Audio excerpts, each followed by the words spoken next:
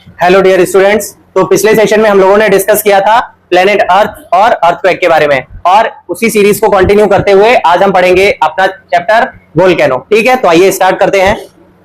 Volcano में सबसे पहले जो आपके वर्ड्स आते हैं वो होते हैं मैग्मा और लावा। अब इसमें समझ लेते हैं डिफरेंस क्या है। जैसा कि मैंने आपको अर्थक्वेक वाले टॉपिक में बताया था कि जो हमारी पृथ्वी की जो अंदर की जो स्टेट है वो कौन से स्टेट में है, मॉल्टन स्टेट में है, मतलब पिघली हुई अवस्था में है। और वही जब जो अर्थ है हमारी वो फटेगी और अंदर से जो भी मॉल्टन स्टेट वाला जो वो चीज है वो बाहर आएगी, उसी को आप क्या कहोगे, लावा कहोगे। जब वो सरफेस पे आ जाएगी आपके तो वो लावा कहलाएगी, और जब वो अंदर ही रहेगी सरफेस के अंदर उसको आप मैग्मा बोलोगे। आप ये डेफिनेशन से भी देख सकते हैं, मॉल्टन रॉक बीनीथ द सरफेस है ना, सरफेस के अंदर जो मॉल्टन स्टेट में है वो आपका मैग्मा है। कंसिस्ट, और ये कंसिस्ट किससे होता है, किस किस चीजों से बना होता है, तो ये मॉल्टन रॉक से बना है, सस्पेंडेड क्रिस्टल से बना है और गैस बबल से बना है। ठीक है, और इसका जो अंदर का टेम्परेचर है वो कितना रहता है, वो रहता है आपका 600 डिग्री सेल्सियस से लेके 1300 डिग्री सेल्सियस। आप इमेजिन कर सकते हैं कितना ज्यादा होगा, है ना। फिर अब जो लावा होता है, अब इसको डिफाइन कर लेते हैं। लावा क्या है आपका, मॉल्टन रॉक ऑन द सरफेस। अब जो सरफेस के ऊपर जब वो मैग्मा मॉल्टन स्टेट में था, जब वो बाहर आ गया पृथ्वी के, तो आप उसको क्या कहोगे, लावा कहलाया जाने लगेगा, है ना। ये देखो अर्थ की सरफेस पर आ गया, और जब ये अंदर था तो ये आपका मैग्मा कहलाया जा रहा था। फिर अब ये जो लावा है आपका, ये किस किस चीजों से बना होता है, ये आपका मॉल्टन रॉक से बना होता है और सस्पेंडेड सॉलिड से बना होता है। ठीक है, और इसका जो टेम्परेचर होता है वो आपका 700 डिग्री सेल्सियस से लेके 1200 डिग्री सेल्सियस तक होता है।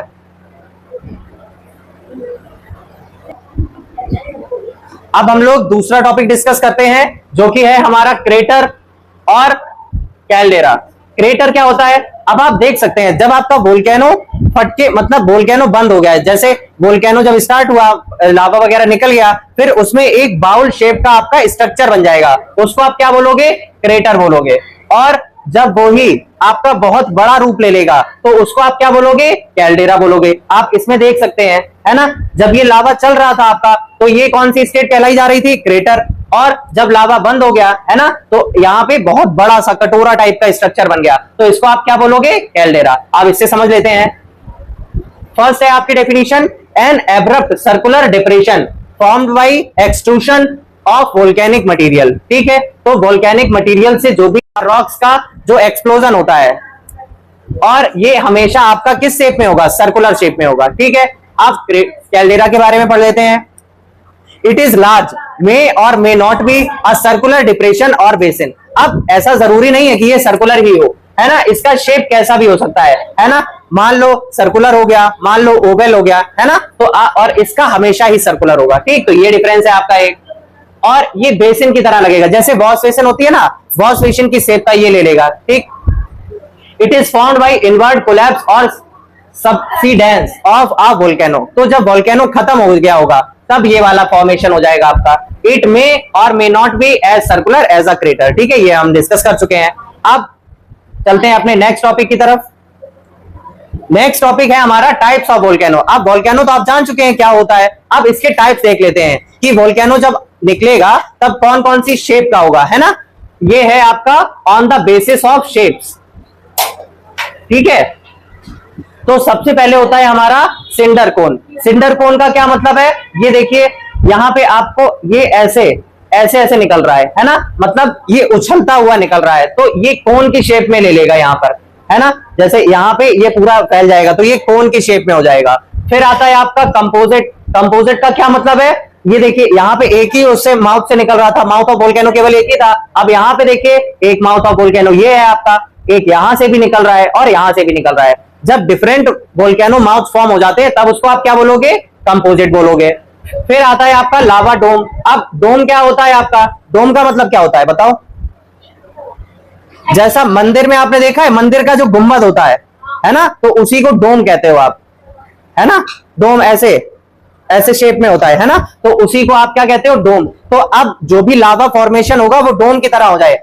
आपको यहाँ पे देखो डोम की तरह नजर आ रहा है ना, तो ये गुंबद जैसा लग रहा है आपको, तो इसको आप क्या बोल दोगे, लावा डोम, है ना। ये बेसिस ऑफ शेप्स है सारे। फिर लास्ट में आएगा आपका शील्ड। शील्ड मतलब क्या होता है, हाँ कवच या फिर ढाल आप बोल सकते हो, मतलब जो वॉरियर्स यूज करते थे, शील्ड, है ना। तो अब आप देख सकते हो यहाँ पे लावा निकला और किसकी तरह शेप ले लिया, ऐसे ऐसे शेप ले लिया इसने, है ना। तो ये किसकी तरह लग रहा है, ये पूरा फॉर्मेशन करोगे तो ये शील्ड की तरह लग रहा है ना, जो वॉरियर्स यूज करते थे। तो आपने क्या जाना, तो जो भी सिंडर कोन होगा आपका, ये कोन शेप में होगा, और कंपोजिट जो होगा उसके वोल्केनो माउथ्स आपके खूब सारे होंगे, मोर देन 1 होंगे।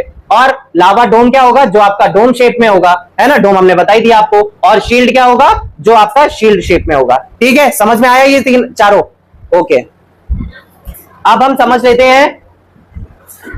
अब पिछली वाले स्लाइड में हम लोगों ने क्या समझा था, on the basis of shapes type of volcano, है ना। अब हम पढ़ेंगे on the basis of explosion, है ना। जैसे अब इसमें 3 टाइप्स के हैं आपके, एक है आपका एक्टिव वोल्केनो, फिर आपका डोरमेंट वोल्केनो, और एक है आपका एक्सटिंक्ट वोल्केनो।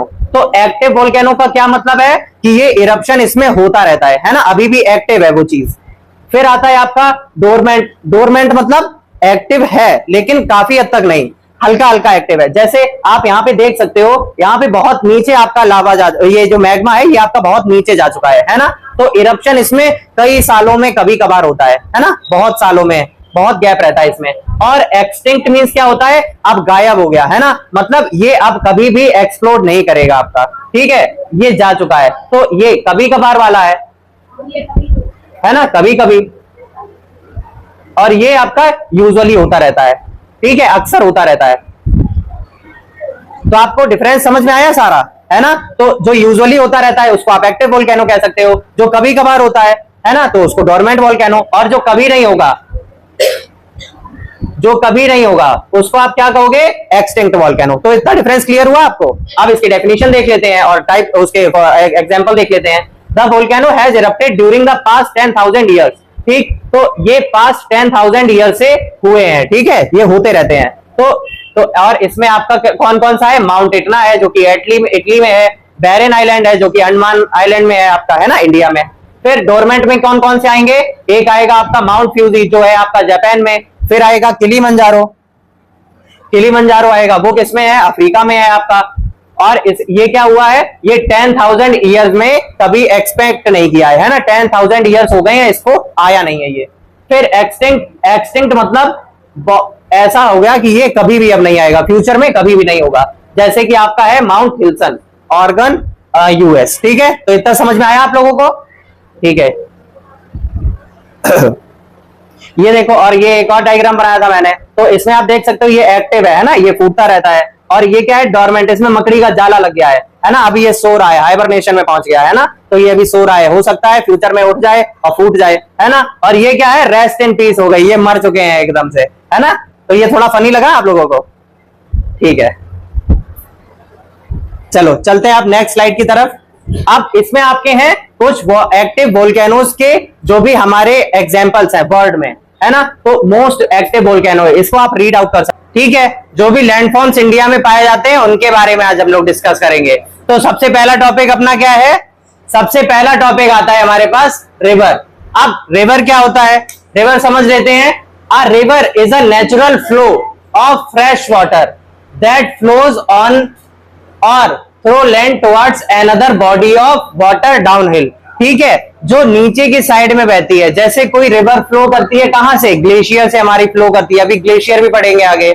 तो जब वो फ्लो करके किसी बड़े स्तर के जलाशय में पहुंचती है, जैसे सी हो गया या फिर ओशियन या फिर जो हमारी बे ऑफ बंगाल है वहां गिरेगी जाके, तो उसको आप क्या कहते हो, रिवर कहते हो। फिर अब रिवर में भी कई सारे पार्ट्स होते हैं आपके। तो सबसे पहला कहां से स्टार्ट होता है इसका, हेड वाटर। हेड वाटर क्या होता है, हेड सोर्स जिसको कहते हो आप, जहां से रिवर हमारी निकलना स्टार्ट होती है। तो सोर्स क्या होता है, a river source is the start of a river, they are also known as head waters, ठीक। इसको हेड वाटर्स भी कह सकते हो और सोर्स कह सकते हो, स्रोत, जहां से भी उसका उद्गम हो रहा है, जहां से भी ऑरिजिन हो रहा है उसका।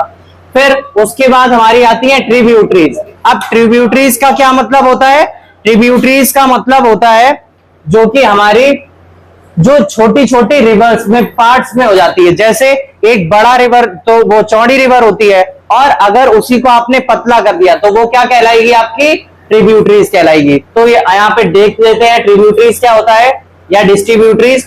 The river when approaches sea its speed decreases and river begins to break up into a number of streams. तो जब कोई एक रिवर बहुत सारे टुकड़ों में बट जाएगी, बहुत सारी पतली पतली स्ट्रीम्स में बट जाएगी, धाराओं में बट जाएगी, तो उसको आप क्या कह दोगे? ट्रिब्यूटरीज कह दोगे। उसके बाद क्या आता है हमारी मेन रिवर। मेन रिवर हम आप समझ ही चुके हैं क्या होता है मेन रिवर। फिर उसके बाद क्या आता है? मिएंडर। मिएंडर का क्या मतलब होता है? आप यहाँ पे देख सकते हो ये कर्व सा बन रहा है। तो falling of river over a vertical steep in a turn bed is called waterfall. ये आपका वाटरफॉल होता है, जो पानी जो बड़े स्तर से गिरता है जब, तो उसको क्या कहोगे? वाटरफॉल कहोगे। और मिएंडर क्या होता है? The large bends formed due to twist, जहां पर आपका ट्विस्ट और टर्न होता है of river when it enters the plain is called meanders. जब भी वो प्लेन में एंटर करती है, जहां पर हरे भरे घास के मैदान होते हैं जिसको आप प्लेन्स कहते हो, तो वहां पे जब एंटर करती है और ऐसे कर्व से बनाती हुई चलती है, उसको आप किस नाम से जानते हो? मिएंडर के नाम से जानते हो। फिर उसके बाद आता है रिवर माउथ। अब रिवर माउथ क्या होता है? तो रिवर माउथ देख लेते हैं। The place where a river joins a lake और सी और an ocean is called river mouth. तो जब पहाड़ से गिरते हुए, जब वो प्लेन के बाद जब वो उसमें गिरती है, ओशियन में या फिर किसी सी में गिरेगी, तो उसको क्या बोलोगे आप? रिवर माउथ, है ना? रिवर का मुहाना या फिर माउथ बोलोगे। उसके बाद अब डेल्टास क्या होते हैं? अब यहाँ पे आप देख सकते हो ये डेल्टास फॉर्म कर रही है, और सुंदरबन डेल्टा सबसे बड़ा डेल्टा है अपने इंडिया का। तो यहाँ पर क्या होता है? ये जब जैसे बहुत ऊपर से ये जो रिवर है, ये अपने साथ क्या क्या लाती है? सैंड लाती है और मिट्टी लाती है और रॉक्स के छोटे छोटे टुकड़े लाती है, तो वो यहाँ पर जमा करती जाती है। जब ये किसी ओशियन में मिलेगी या सी में मिलेगी, तो यहाँ पर बहुत सारे सेडिमेंट जुड़ जाएंगे या फिर जमा हो जाएंगे यहाँ पर, ठीक। जहां से हम लोगों को जैसे बालू मिलती है और मोरम मिलती है, तो ये सब कहां से मिलती है? डेल्टा से मिलती है। और ये किस शेप में होता है? ऐसा ट्रायंगुलर शेप में बन जाता है, तो इसको आप क्या कहते हो? डेल्टा कहते हो। तो ये सारा क्या था आपका? ये सारा था, हम लोगों ने रिवर के बारे में जाना है। अब नेक्स्ट टॉपिक है हमारा रिवर्स ऑफ इंडिया। अब इंडिया की जो इंपॉर्टेंट रिवर्स है उनके बारे में देख लेते हैं एक नजर। रिवर्स ऑफ इंडिया को भी दो पार्ट में सेग्रीगेट किया गया है। फर्स्ट हिमालयन रिवर्स और सेकंड पेनिनसुलर रिवर्स। तो हिमालयन रिवर्स कौन सी आएंगी आपकी? जो भी हिमालय से निकलेंगी, जो इस साइड की हैं, ये सारी रिवर्स क्या कहलाएंगी आपकी? हिमालयन रिवर्स कहलाएंगी। और जो इस साइड की हैं, ये सारी आपकी रिवर्स कौन सी कहलाएंगी? Peninsular rivers. Peninsular rivers. अब हिमालयन में भी दो टाइप आएंगे, ईस्ट फ्लोइंग रिवर्स और वेस्ट फ्लोइंग रिवर्स। तो ईस्ट फ्लोइंग रिवर में कौन कौन सी है? गंगा, यमुना और ब्रह्मपुत्र। फिर वेस्ट फ्लोइंग रिवर में आपकी इंडस, झेलम, बीस और सतलज आएगी। फिर पेनिनसुलर रिवर्स में आपकी ईस्ट फ्लोइंग रिवर कौन कौन सी है? महानदी, कृष्णा, गोदावरी, कावेरी। और वेस्ट फ्लोइंग रिवर में नर्मदा, तापी, शरावती और माही। ये सारी आपकी रिवर्स ऑफ इंडिया थी। अब नेक्स्ट क्या है आपकी? अब देखते हैं रिवर्स से भी जो हमारी वैलीज बनती है। वैलीज क्या होता है? घाटी, जिसको आप हिंदी में कहते हो।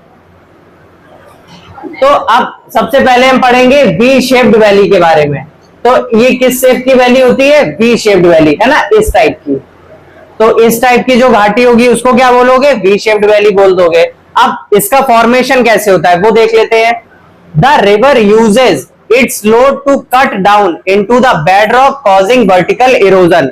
इसमें कैसा इरोजन हो रहा है? वर्टिकल, मतलब इस टाइप से, इस टाइप का इरोजन हो रहा है। जैसे थोड़ा पानी आया, फिर और पानी आया, तो ये फ्लो थोड़े धीरे धीरे बढ़ता रहता है। और ये जितनी अभी विड्थ है इसकी, तो ये भी इधर साइड आती रही है ना, विड्थ इसकी बढ़ती रहती है। फिर ये था आपका स्टेप 1। फिर स्टेप 2 आपका थोड़ा और गहरा हो जाएगा और थोड़ा डीप हो जाएगा और विड्थ भी थोड़ी बढ़ जाएगी आपकी, ठीक। फिर इसके बाद फिर स्टेज कौन सी आएगी? ये फिर और चौड़ी हो जाएगी आपकी। तो ये कौन सा शेप हो गया आपका? वी शेप की वैली बन जाएगी। फिर सेकंड स्टेप क्या था?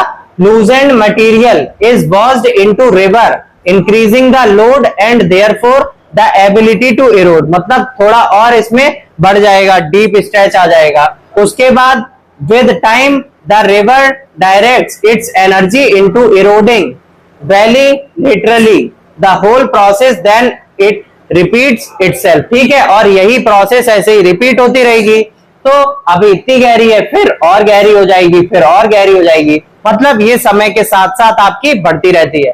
तो ये क्या था हमारा वी शेप्ड वैली था। फिर नेक्स्ट हम देखते हैं, नेक्स्ट क्या है हमारे पास, नेक्स्ट है हमारी ऑक्सबो लेक। अब ऑक्सबो लेक क्या होता है ये समझ लेते हैं एक बार।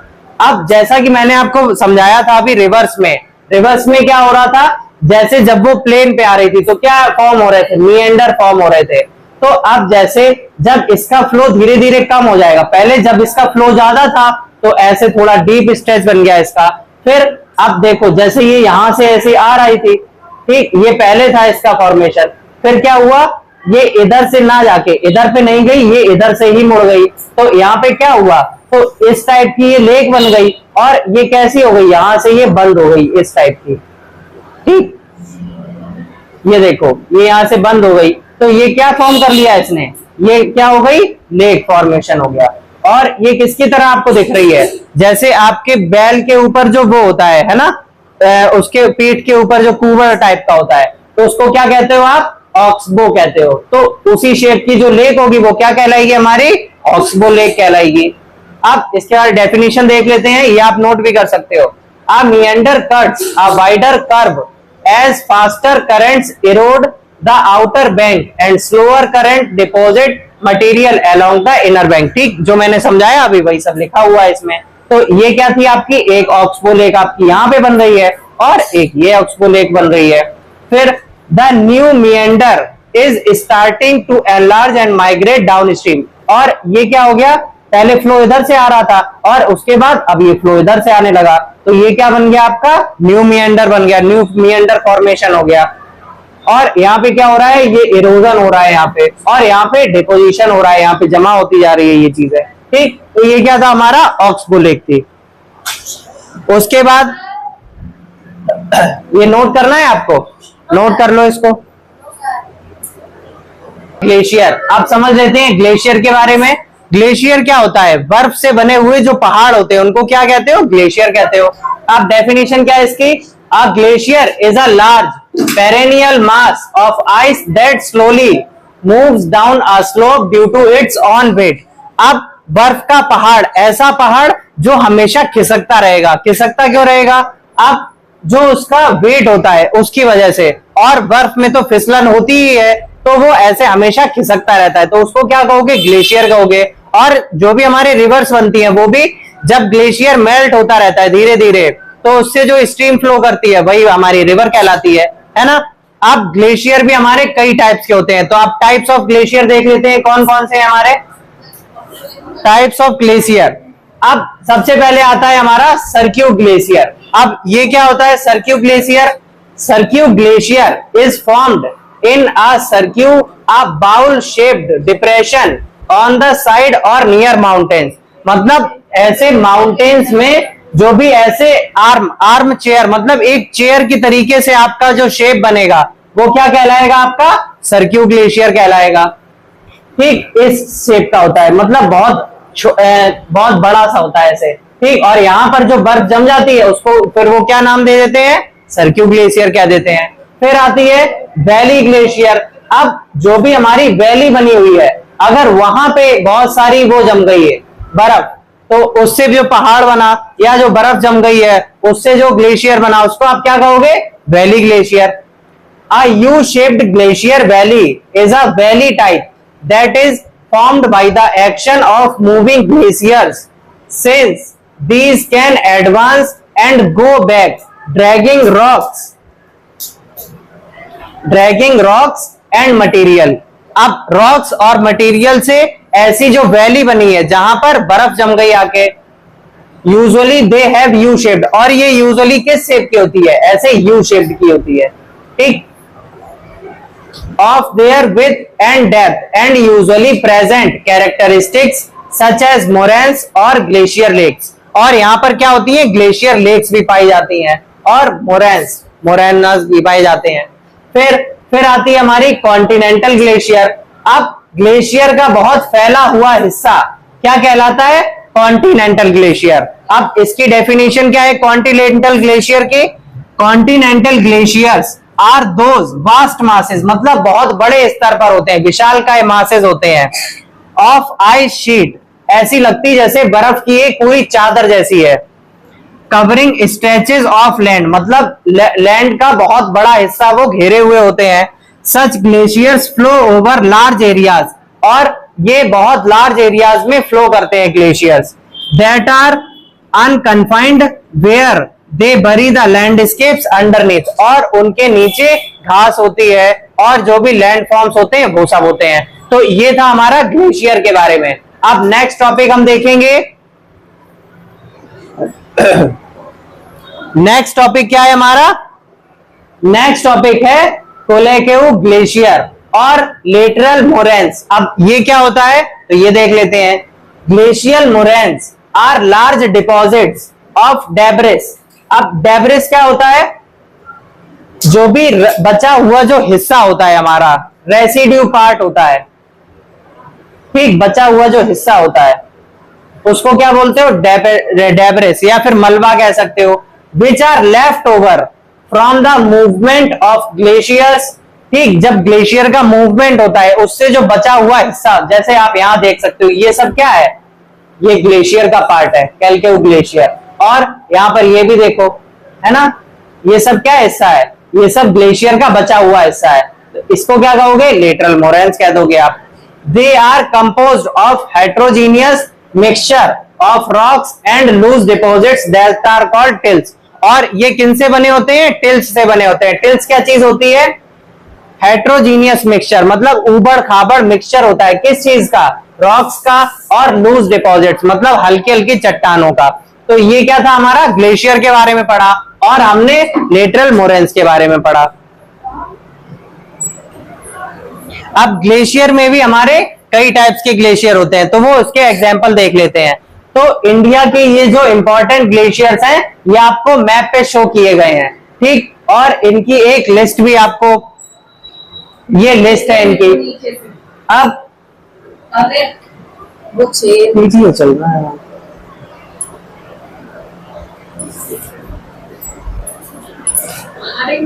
बंद करो। अब कुछ इंपॉर्टेंट ग्लेशियर हमारे पास, और इसके जो स्टेट है, कौन से स्टेट में कौन सा ग्लेशियर पाया जाता है। जैसे जम्मू एंड कश्मीर में कौन कौन से ग्लेशियर्स हैं? सियाचिन ग्लेशियर, आपने नाम सुना होगा, बहुत फौजी तैनात रहते हैं वहां पे, है ना। फिर नुब्रा ग्लेशियर, फिर Chong Kumdan glacier, Drang Drung glacier, Rimo glacier.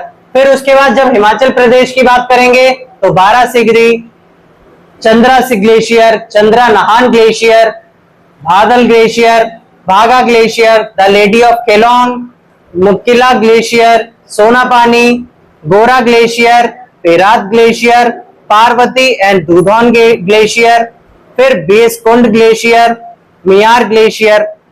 फिर सिक्किम में कौन कौन से ग्लेशियर्स आते हैं?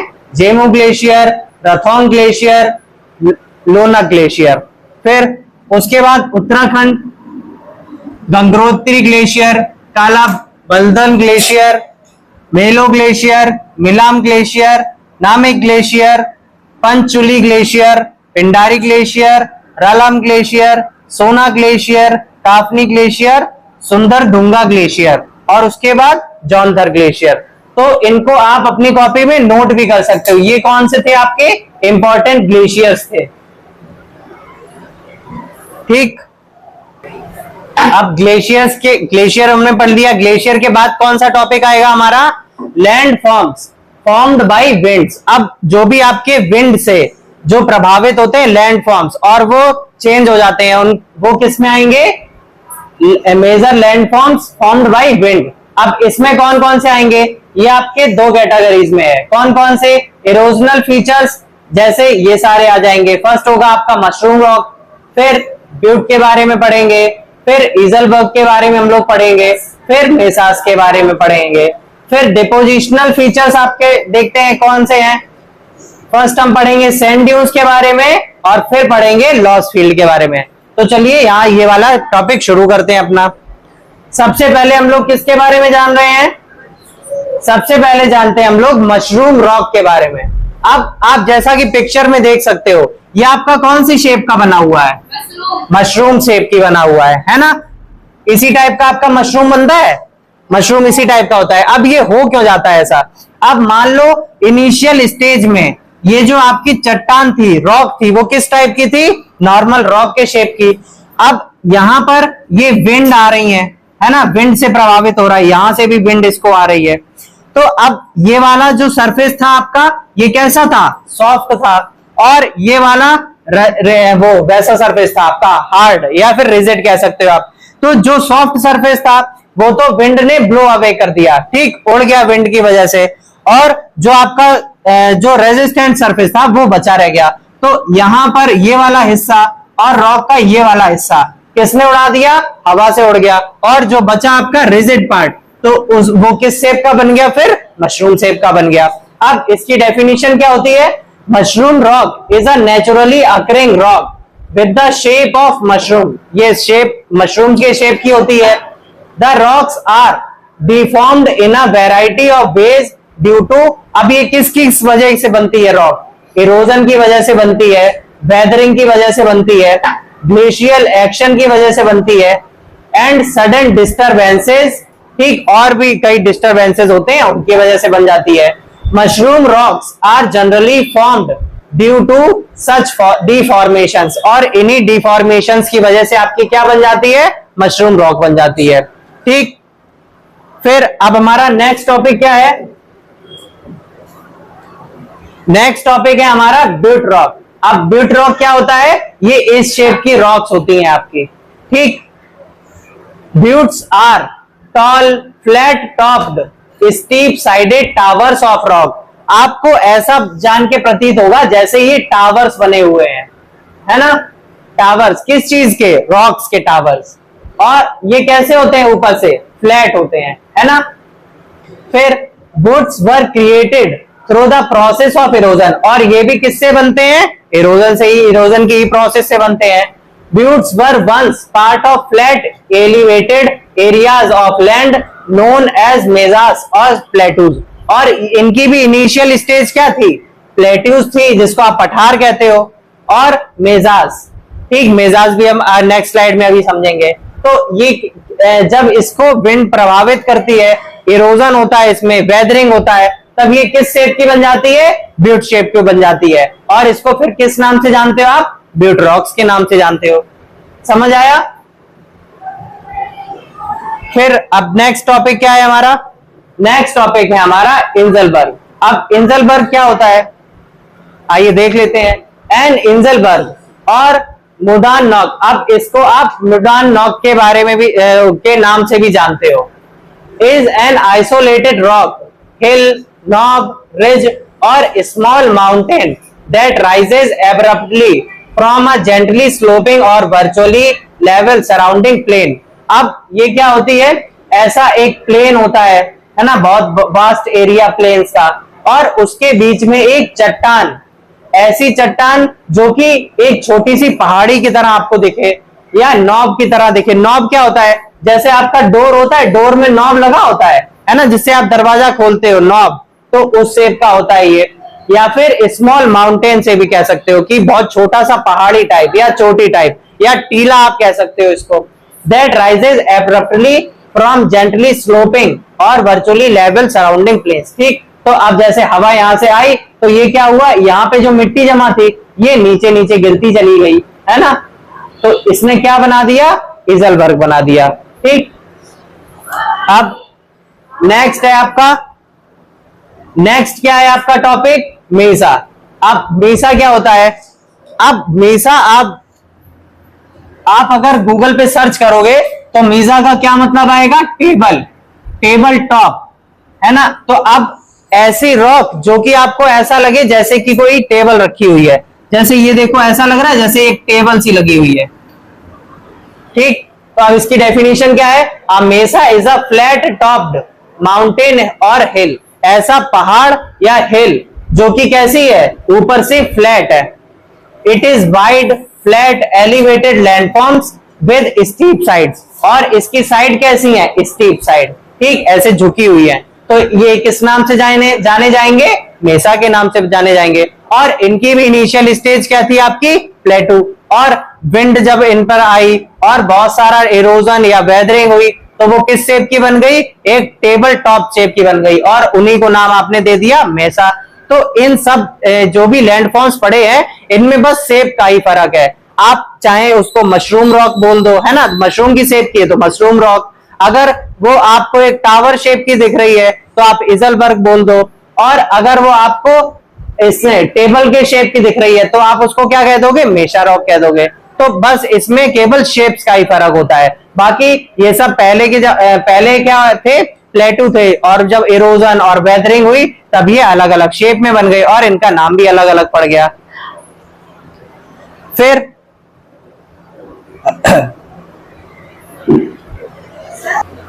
चलो, अब हम लोगों ने ये पढ़े थे इरोजनल फीचर्स, अब हम डिपोजिशनल फीचर्स देखेंगे।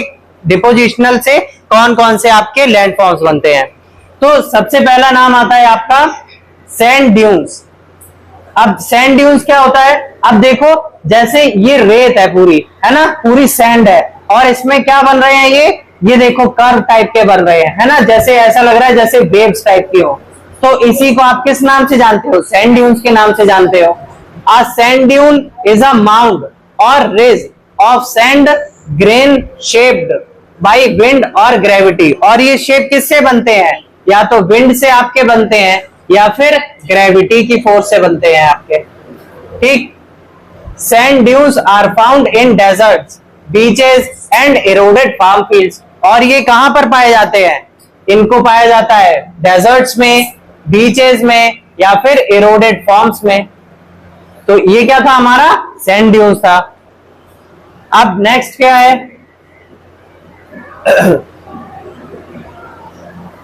नेक्स्ट है हमारा लोस। लोस क्या होता है, loss is a wind blown silt that blankets the landscape. एक लैंडस्केप को चादर की तरीके से ढक ले अगर कोई मिट्टी या फिर सैंड, तो उसको आप किस नाम से जानोगे, लोस के नाम से। जैसे ये देखो पूरे, ये कोई शहर वगैरह था, वहां पे क्या हो गया, पूरी मिट्टी जमा हो गई वहां पे, तो इसको आप क्या कहोगे, लॉस कहोगे। और ये भी आप देखो, एक इमेज आपकी ये है, इसमें भी देखो रेत से बना हुआ पूरा वो है मैदान टाइप का या टीला, तो इसको क्या बोलोगे, लोस कहोगे। Dust storms pick up this material, transport it and deposit it.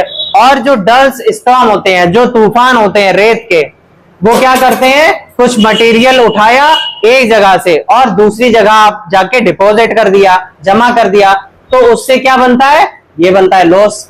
The thickest and most extensive deposits of loess are in China. और चाइना में आज तक का सबसे थिकेस्ट मतलब सबसे थिक या मोटा और सबसे एक्सटेंसिव डिपॉजिट है किस चीज का, लोस का। The silt in them comes from nearby desert. और वहां की जो मिट्टी है, जो सिल्ट है, वो कहां से आती है, आसपास के डेजर्ट से आती है। This fine buff coloured sediment gives the Yellow River its name. और इसी के पास आपकी येलो रिवर है, तो वो नाम आपको किससे दिया गया है, येलो। और मिट्टी का कलर भी कैसा होता है आपका, येलो कलर होता है, तो ये येलो रिवर भी आपका नाम इसी से ही पड़ा है। तो ये था हमारा मेजर लैंड फॉर्म्स का टॉपिक। तो आज के लिए इतना ही रखते हैं। उम्मीद है आपको सेशन बहुत अच्छा लगा होगा। अगर आपको सेशन अच्छा लगा तो इसे लाइक करिए, हमारे चैनल को सब्सक्राइब करिए और ऐसे ही नए नए टॉपिक सीखते और सिखाते रहिए। जय हिंद।